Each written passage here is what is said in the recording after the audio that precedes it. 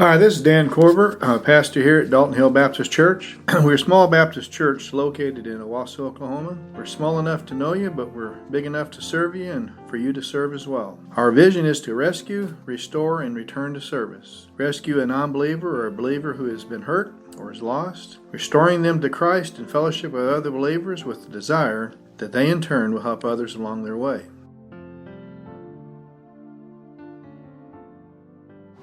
How many of you find that it's hard to surrender all? And how many times do you find that you think you've surrendered it all and he shows you something else the next week? And something else the next week. We've been going through a series on Paul a little bit, just looking mostly at his character and people around him. If you remember the first week we did goads, basically how he came to know Christ, and the goads that the Holy Spirit used to prompt him to come to Christ. We also had the solitude. He was there, remember, 3 years in the Arabian desert, and then 9 years basically in Tarsus before you really see him getting involved in the church that we know of, written about.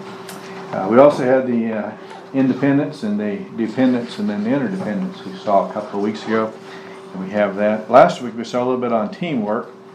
We saw Barnabas was the great encourager, and he was willing to play second fiddle. It's something that you don't usually see a lot of people who are willing to play second fiddle. It runs into a lot of difficulty. We also saw Aquila and Priscilla and just the ideal godly couple that they were, and they really, wherever they were at, whether it was in Rome, whether it was at Corinth, whether it was at Ephesus, they had churches meeting in their home and willing to stand up for the correct doctrine and housing people. And so we saw that.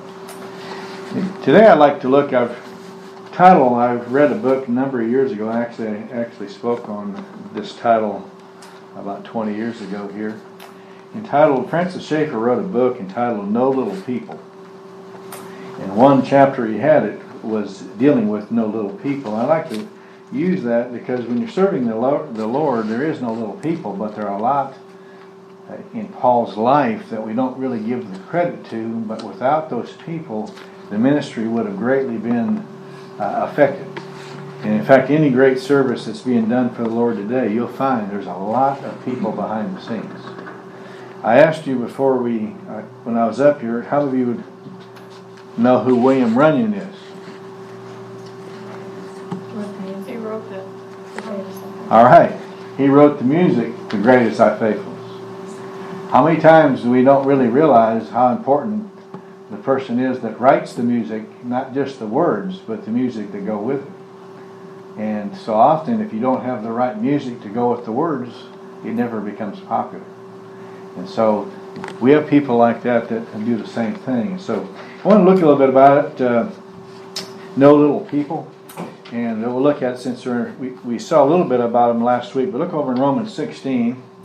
And if you want another one, how about postal carriers? Since my wife's a postal carrier, I thought it might be good to write one on postal carriers.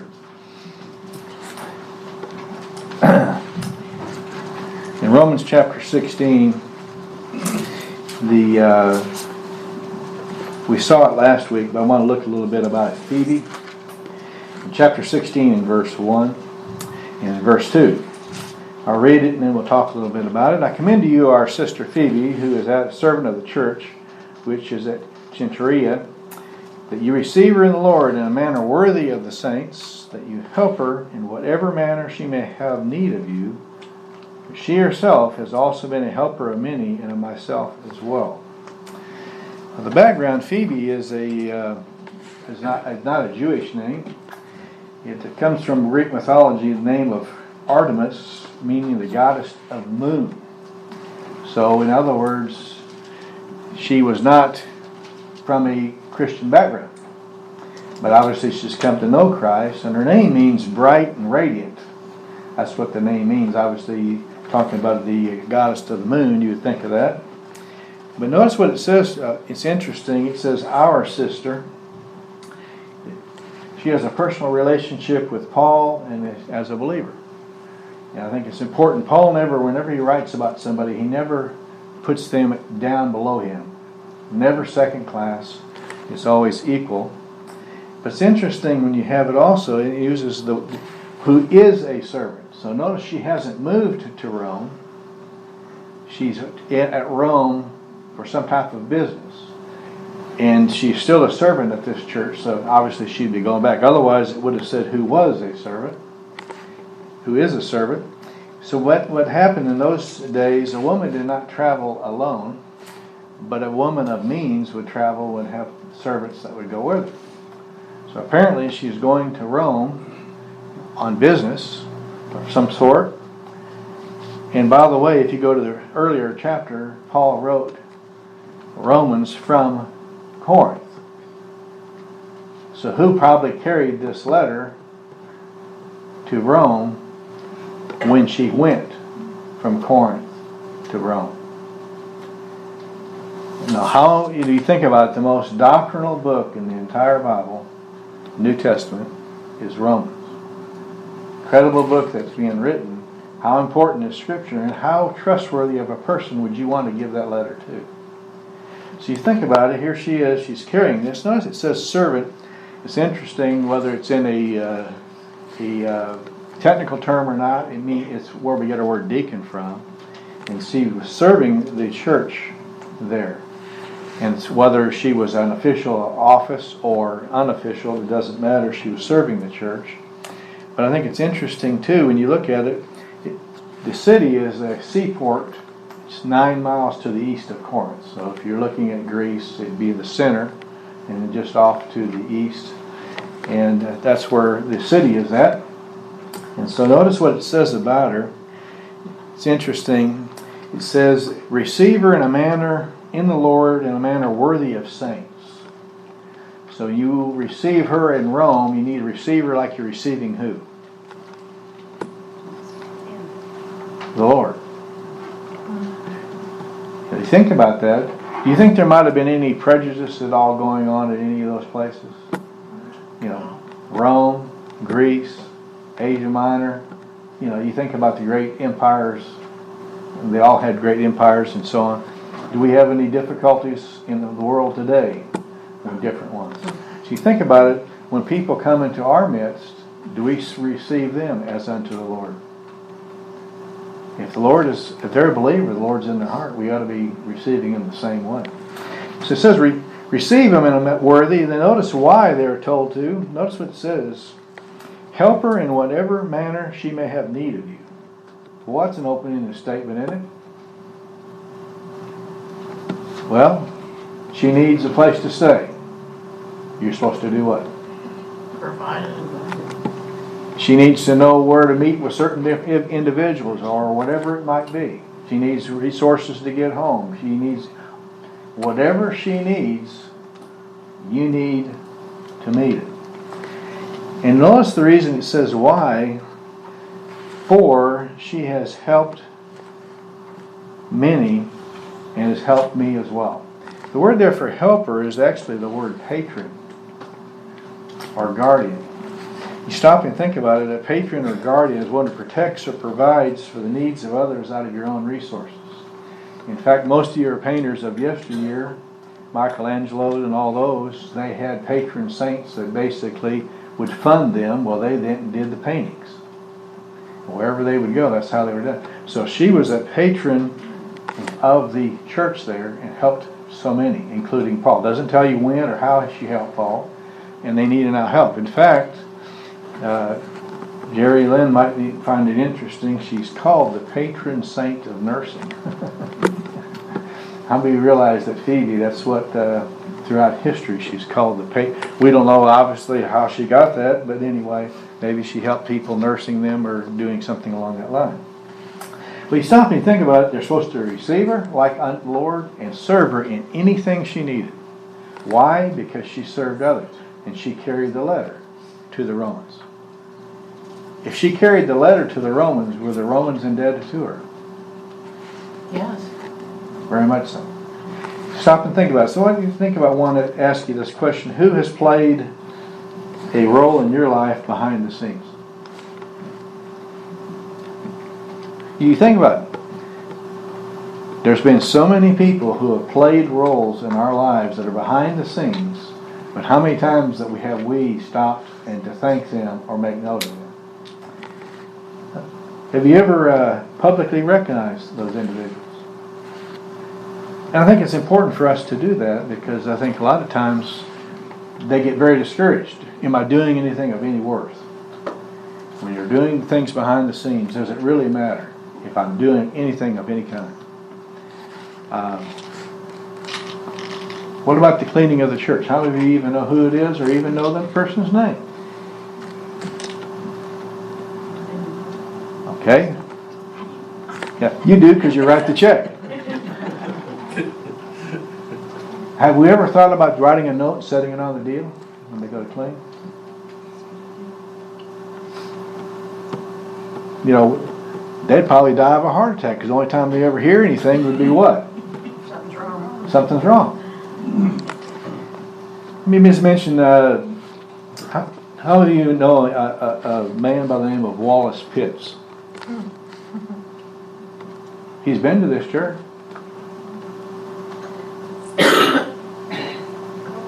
Two of you know who he is.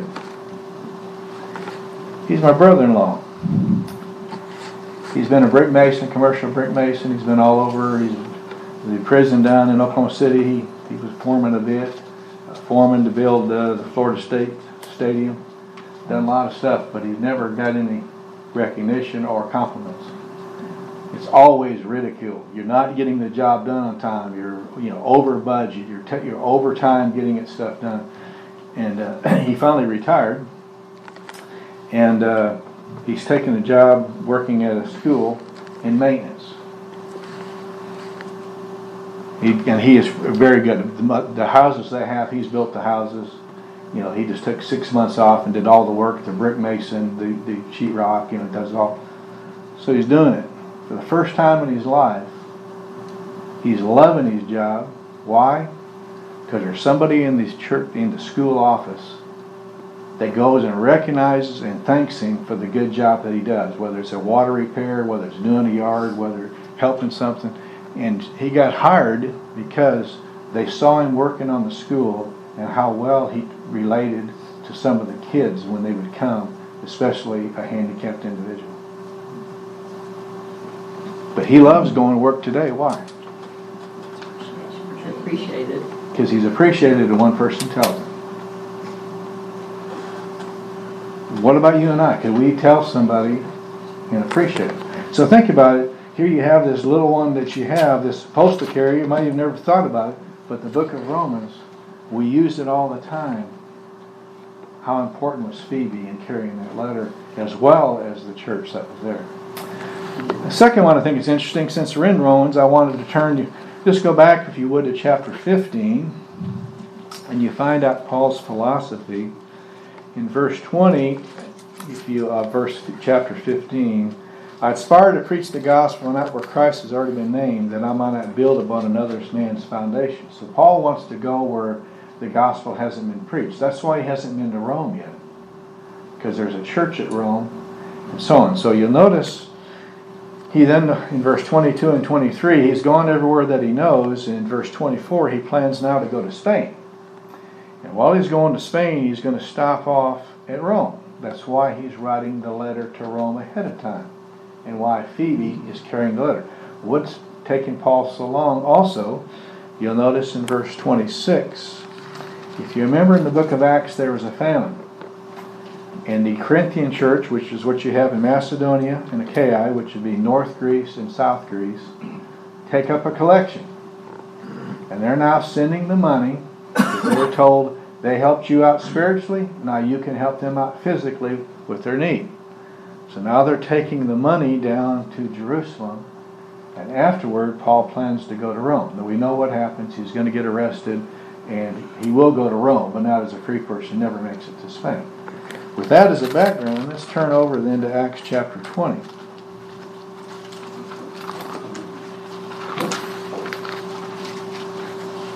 He's bringing the money, and notice in verse 4 who he's accompanied by, and you will find these different names that are there. You have Aristarchus, and notice they come from Thessalonica. You'll notice Gaius comes from Derbe. Timothy and Tychus and so on come from Asia. Whether it's Tychicus or Tychus, it's hard to know exactly how to pronounce it. Notice he's representing his church. So each church takes up a collection and is sending the money with Paul to Rome. What type of person would you want to select to carry your money? You're going from, you think about it, you're going from Greece down to Jerusalem. You don't catch the nearest plane. And you've been collecting it for well over a year. Each church collecting it. So you're talking about, so you're going to send, each church selects a person to take their money and they all go together. So you think about it, Tychicus or Tychicus is one representing his church. What type of person would you want him to be? Trustworthy. Trustworthy. He's taking the money.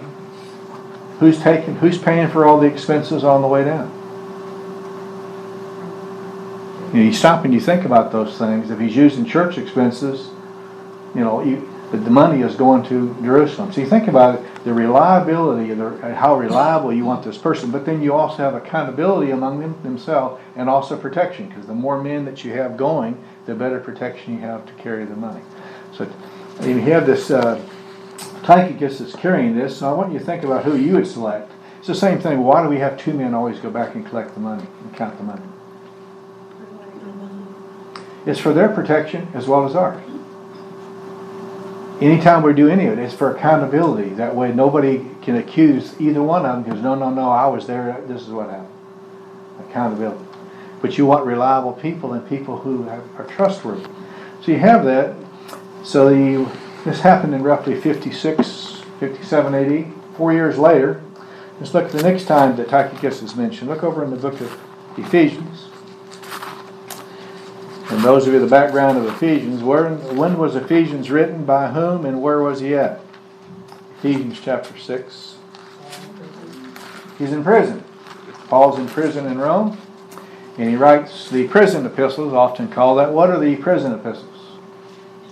First imprisonment, Ephesians, Philippians, Colossians, Philemon. Okay, so Ephesians and Colossians would be Asia Minor, Philemon would be Asia Minor, and Philippians would be Greece. Okay, let's look at it then. You think about it. In chapter 16, this would be roughly 4 years later, chapter 6 in verse 21, 22. But that you also may know my circumstances, how I am doing, Tychicus, the beloved brother, faithful minister in the Lord, will make every effort, everything known to you. I have sent him to you for this very purpose, so that you will know about us and that he will comfort your heart. So he carried money for the church, but now what is he doing? He's carrying 4 letters. He dropped off the Philippian letter on the way, and now he's carrying this letter. Notice anything about Paul's personal thing. If you remember, Paul was on the arrest. If you remember in the book of Acts, he is under a house arrest, and people can come and go freely to see him for 2 years. So Tychicus is now relating to them. He said, "I need to put that in writing in Scripture." He'll tell you all about it. Now, I ask you, if you were in prison or your health or whatever, what type of person would you want to go and tell them about your personal things, personal matters? How many of you know people that you don't want them because they aren't paying enough attention, they wouldn't even know what's going on? So he's going to relate all that's going on with Paul. He's bringing the letter. Notice what also it says, this, I've sent him to you that he will comfort your heart and he will encourage your heart. So he, a carrier of money, he's also a carrier of letters. Because the only people that could use the official Roman mail system was a Roman official or somebody of that nature. A letter that Paul had could not be taken by them. It had to be a personal delivery from someone. So you think about it, he's carrying this letter, and if you'll also notice, it says, interesting, the beloved brother. He doesn't say my beloved. It doesn't say our beloved.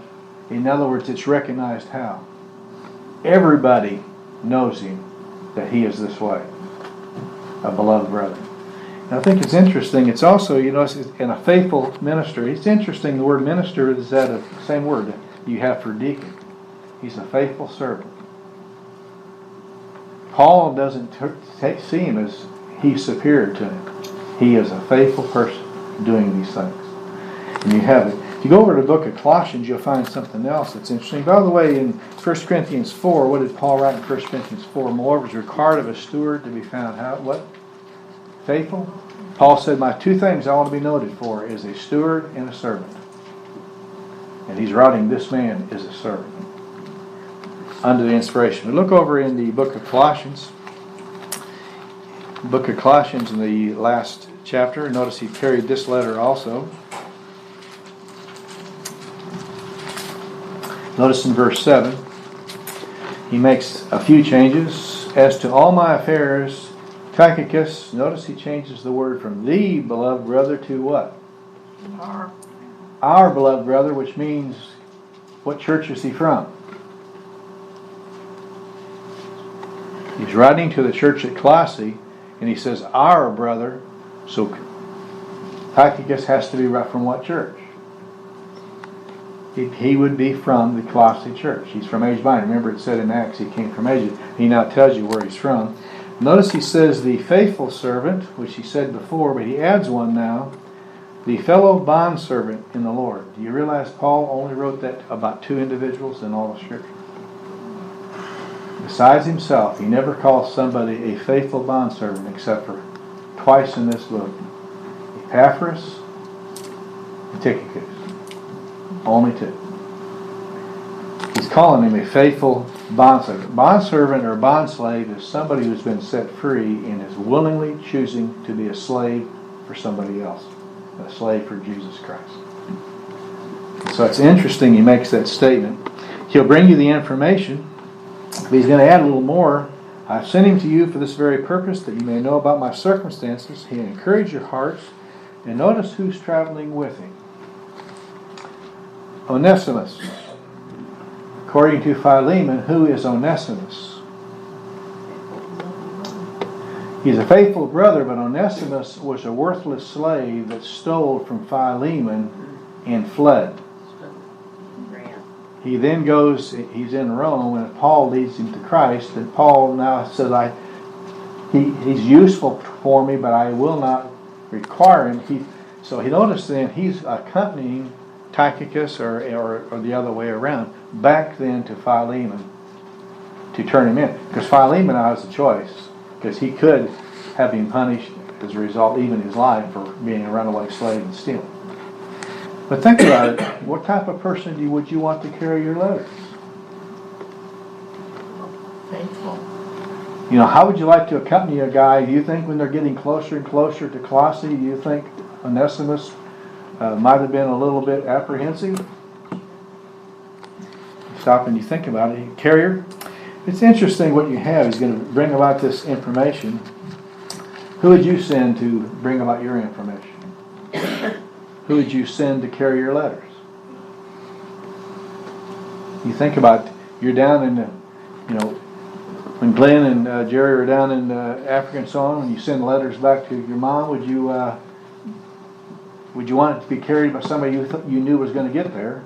Or do you want to be sending letters? Or if we're sending money to you, would you like it being carried by a faithful person?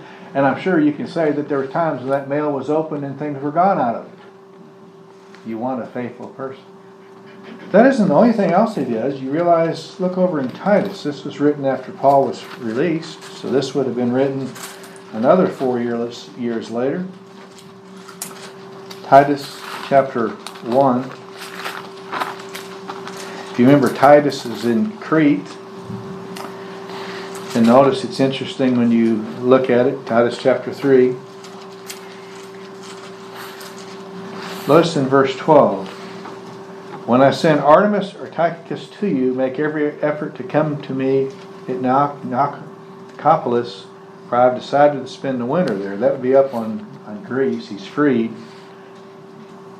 So what is he, if we don't know which one of the two he sent, but let's just assume for a minute he sent Tychicus. If he sends Tychicus to Crete, Obviously he'd be carrying the letter, but what's he going to do if Titus leaves to go to be with Paul? Who's going to take Titus's place? Again, he's carrying a letter, and he is a possible replacement. Now, how would you like to replace somebody? Have you ever replaced anybody that, Titus has only been the minister at Crete. Remember, he set the things in order at Crete. Now he's finding back in prison again, talking about Paul in 2 Timothy, the last letter he wrote. And this would have been a year or so later. Look over in 2 Timothy chapter 4.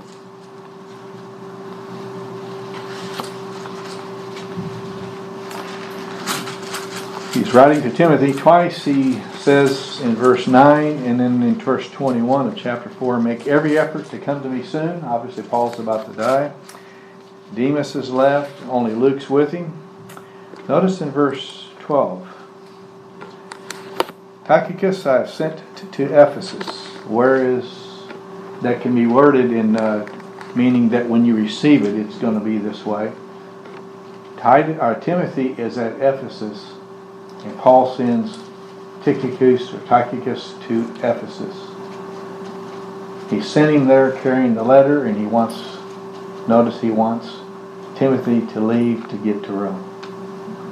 How faithful does this man, and how of us, if I asked you to tell me beforehand, could tell me anything about Tychicus, could you have said anything? You think about it, you're talking about over 10 years of his life, 15 years of his life. And what's he doing? He's carrying money. He's carrying letters. He's replacing people so they can temporarily come to Paul to see him. And how much recognition or applause does he get? But under the inspiration of the Holy Spirit, faithful minister, faithful servant, faithful bondservant. No greater descriptions. You think about it, what would people be writing about you? That's why I said there are no little people. But if we didn't have people like that, how would these letters have got there? How would you and I have had the letters today if it wasn't for people doing it? We never really know. Let me just give you a story that happened this past week.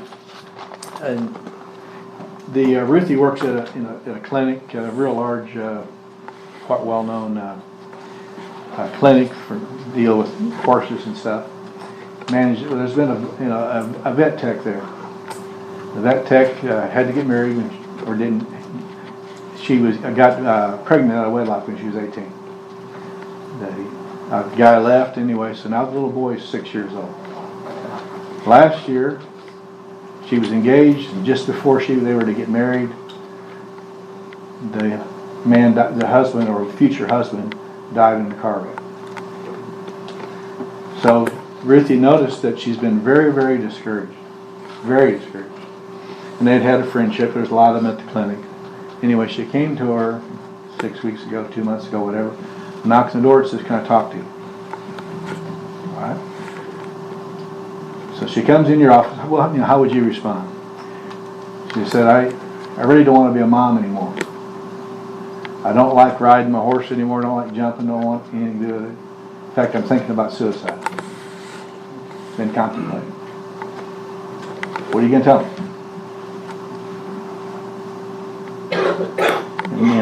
Ruthie was almost apologetic when she was telling Jean. She says, well, I probably should have said you need to go to church or whatever. She said, but I just felt led to, all right, for the next week. She said, well, you do 2 things for me. She said, okay. She said, the next week, once a week, I want you to spend time with your little boy, and you either go get ice cream or you go to the park, or if you don't have any money, just sit at home and watch a movie and just spend time, just you and your son, once a week, the entire evening. So the second thing I want you to do is I want you to go out where your horse is boarded.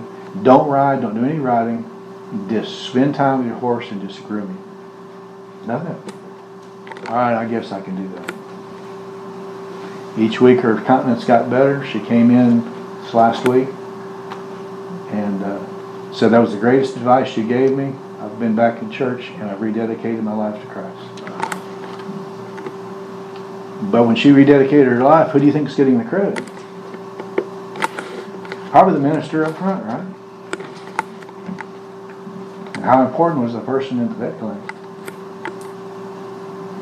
You and I are the little people in those vet clinics. What can we do to encourage people? So think about it. There are no little people.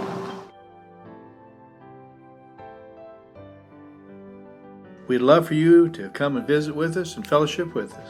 We're located at 8263 North Owasso Expressway, which is on the east side of Highway 169 North, between 76th and 86th Street North. We have coffee and fellowship from 8:30 to 9 Sundays, followed by Sunday school for all ages from 9 to 9:45, and our Sunday morning worship service is from 10 to 11. We likewise have a Wednesday night service for all ages from 7 to 8.